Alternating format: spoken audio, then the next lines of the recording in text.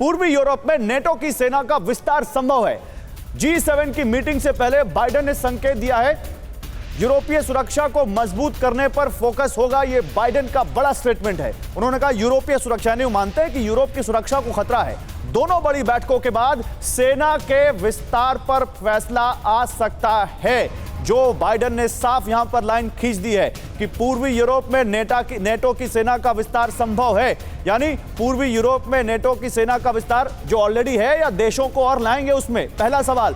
दूसरा, वो कह रहे हैं कि यूरोपीय देशों की सुरक्षा का सवाल है। यूरोपीय देशों की सुरक्षा का सवाल मतलब उनको लगता है कि कोई खतरा यूरोपीय देशों पर मंडरा चुका है। पहला खतरा किसी आक्रमण का या दूसरा खतरा एनर्जी क्राइसिस का, क्योंकि 40% डिपेंडेंसी इन यूरोपीय देशों की रूस पर है। और वो कह रहे हैं कि एनर्जी जो डिपेंडेंसी है, जो हमारी ऊर्जा की निर्भरता है रूस पर, वो हम कम करेंगे। तो कहां से वो कम होगी? ये दोनों चीजें यहां पर साफ साफ लगता है G7 समिट में डिस्कस की जाएंगी। आइए जरा आपको विश्व राजनीति की ABCD समझाते हैं। जिनपिंग और पुतिन, इन्होंने कैसे पूरी दुनिया को फिक्र में डाल दिया है, कैसे उनकी घेराबंदी होगी।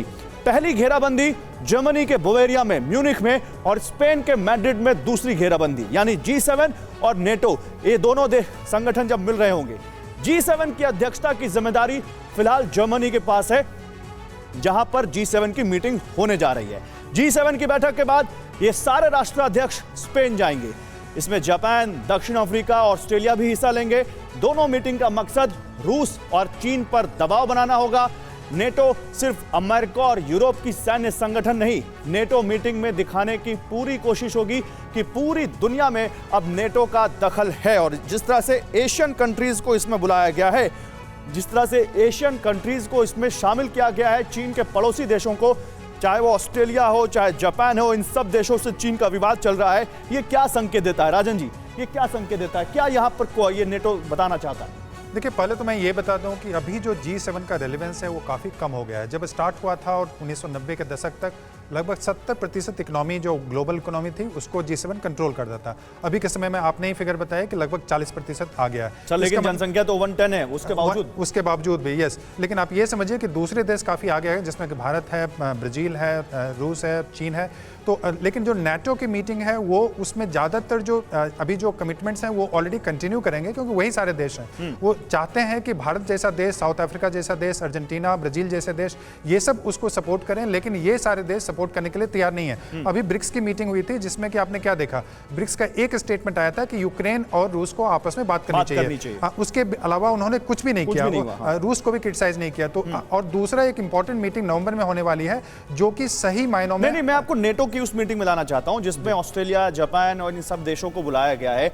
नेटो का इस तरह से एशिया में इंटरेस्ट दिखाना क्या चीन को चुभेगा? नहीं, चुभ रहा है और वो रिएक्ट भी कर रहा है। और दूसरा, क्या इससे कोई क्या नेटो या अमेरिका कोई इस कोशिश में है कि चीन पर प्रेशर बनाया जाए?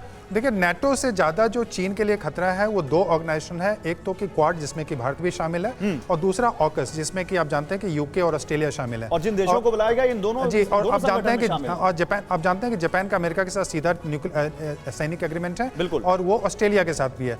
तो अगर चीन को खतरा लगता है तो क्वाड और ऑकस से लगता है। नेटो से चीन उतना नहीं घबराता है, क्योंकि उनको लगता है कि नेटो की जो सिक्योरिटी है, जो यूरोपियन कंट्रीज हैं, बहुत सारे यूरोपियन कंट्री जैसे इटली पूरी तरह से चीन को सपोर्ट करता है, जैसा कि कपिल सर अभी बता रहे थे। तो वैसे में नेटो में चीन को लेकर काफी डिवीजन है। आपने देखा कि कुछ दिन पहले जो एशिया पैसिफिक इकोनॉमिक फ्रेमवर्क जो लाया गया, उसमें ताइवान को नहीं लाया गया। ताइवान को क्यों नहीं लाया गया? तो उनको लगता था कि चीन नाराज हो जाएगा और वो अमेरिका ऐसा नहीं करना चाहता। तो चीन की जो अमेरिका की पॉलिसी है, एक तरह तो अमेरिका के साथ, चीन के साथ वो नेगोशिएट करना चाहते हैं, और दूसरी तरफ उस पर दबाव भी बनाना चाहते हैं। तो बहुत ही क्लियर जो एक मैसेजिंग चीन के विरोध में। मनीष के पास चलता हूं, आप अपनी बात पूरी कर लीजिए जो आप मैसेज बता रहे थे। तो मैं बोल रहा था कि एक जो क्लियर मैसेज जो बाइडेन का जाना चाहिए, जैसा कि वो ट्रंप के समय में वो मैसेज दिया जा रहा था, लेकिन बाइडेन के आने के बाद वो बिल्कुल एक ढंग से ढुलमुल नीति अपना रहे हैं। चीन को कंटेन की जो पॉलिसी होनी चाहिए वो नहीं कर पा रहे हैं, उसे नेगोशिएट करने की ढुलमुल नीति अपना रहे हैं। जी बिल्कुल। मैं मनीष के पास जाता हूं। मनीष, जरा बताइए वहां पर कितना आप इस वक्त माहौल देख पा रहे हैं? क्या वहां लोकल मीडिया से कोई आपको उस नैरेटिव या वो भावना मिल रही है कि वहां पर इस G7 समिट में क्या निकल कर सामने आएगा?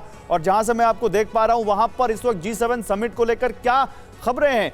क्या कौन से मुद्दे छाए रह सकते हैं इस समिट में इस बार? जी हाँ, बिल्कुल गौरव। देखिए, यहाँ से मैं आपको दिखाने की कोशिश करूंगा म्यूनिख के उस सेंटर प्लेस से जहां पर कि ये जो आप बिल्डिंग देख रहे हैं इसके ठीक पीछे में प्रधानमंत्री का होटल भी है जहां प्रधानमंत्री आकर ठहरेंगे। वहीं दूसरी तरफ जो आप ये बिल्डिंग देख रहे हैं इसी बिल्डिंग में बावेरियन किंग का रेजिडेंस हुआ करता था, यानी किंग्स पैलेस। आजकल इसको म्यूजियम के तौर पर तब्दील कर दिया गया है। यहाँ स्थानीय लोगों से जो मेरी बातचीत हुई है, यहाँ देखिए दोनों तरह की चीज़ें हैं। G7 समिट के खिलाफ यहाँ शहर के अलग अलग हिस्से में बहुत सारे विरोध प्रदर्शन भी होने वाले हैं। मैं कोशिश करूंगा कि उन विरोध प्रदर्शन में के स्थान पर जाकर उनसे भी बातचीत करूं और जानूं वो क्या कहते हैं। अहम बात यह है कि रूस यूक्रेन जंग के बाद प्रधानमंत्री एक ऐसे समय में यूरोप में एक बार फिर आने वाले हैं जबकि भारत का जो संदेश था वो बहुत हद तक उन्होंने सफलतापूर्वक पूरी दुनिया को पहुंचाया। एक ऐसे समय में जब खेमेबाजी साफ तौर पर दिख रही थी कि जो रूस के साथ है वो हमारा दुश्मन है, वहां पर भारत ने जिस तरह का न्यूट्रल स्टैंड लिया था और उसके बाद जब प्रधानमंत्री यहां पर आए तो प्रधानमंत्री चाहे वो प्रेसिडेंट बाइडेन से मिलेंगे या फिर ब्रिटिश प्रधानमंत्री से मिलेंगे, जर्मनी और फ्रांस के राष्ट्राध्यक्षों से मिलेंगे। अहम बात यह है कि भारत के उस भागीदारी को या भारत की उस नहीं, लेकिन मनीष मुझे एक चीज बताइए, क्योंकि आप उस देश में हैं जो रूस के साथ सीधे एक वो नॉर्थ स्ट्रीम गैस पाइपलाइन बना रहा था ताकि उसको बहुत आसानी से वहां से गैस मिल सके, वहां से एनर्जी मिल सके उनकी ऊर्जा जरूरतों को पूरा करने के लिए। अब वो तो प्रोजेक्ट है ही साइड लाइन कर दिया गया, इस वक्त उसको रिजेक्ट कर दिया गया है, बल्कि अब ये कहा जा रहा है कि हम अपनी एनर्जी डिपेंडेंसी भी कम करेंगे। इसको लेकर वहां लोगों में क्या सोच है? क्योंकि अगर कोई ऑप्शन नहीं मिलता है, रूस के साथ इसी तरह कॉन्फ्लिक्ट बरकरार रह सकता है जो दिख रहा है सामने, तो फिर कैसे वो इन सर्दियों को गुजारेंगे? लोगों को क्या लग रहा है वहां पर इसको लेकर? क्या वहां पर समझ में आ रहा है आपको? बिल्कुल सही कहा गौरव आपने, और मुझे जो समझ में आ रही है कि देखिए जर्मनी का वैसे भी स्टैंड बड़ा अजीब सा रहता है। वो ग्रुप में कुछ और बात करते हैं, इंडिविजुअल अलग बात करते हैं। नॉर्ड स्ट्रीम गैस की आपने बात कही, सही बात है कि इसी साल इसी महीने जून तक में इसको ऑपरेशनल होना था, लेकिन युद्ध की वजह से ये ऑपरेशनल नहीं हो पाया है। जर्मनी के लोग इस बात को लेकर सशंकित हैं कि ठंड कैसे कटेगी, लेकिन उन्हें भरोसा है कि अंदर खाने जो सेटिंग हो रखी है रूस के साथ, तो उसकी वजह से उनका काम चल जाएगा। इसलिए चाहे G7 के सदस्य देश के तौर पर हो या नाटो सदस्य देश के तौर पर, यूक्रेन की बात सही है। फिर तो यूक्रेन की बात सही है कि आप फंड कर रहे हैं रूस को, आप उससे आप उसको पैसा दे रहे हैं एनर्जी लेकर, और आप वो पैसा दे रहे हैं ताकि वो यूक्रेनियों पर मिसाइल दाग सके। फिर तो यूक्रेन जो कह रहा है कि ये जो 3 मीटिंग्स हैं, इन तीनों में पता चल जाएगा कि कौन रूस के साथ है, कौन यूक्रेन के साथ है, कौन यूक्रेन को बलि चढ़ा रहा है।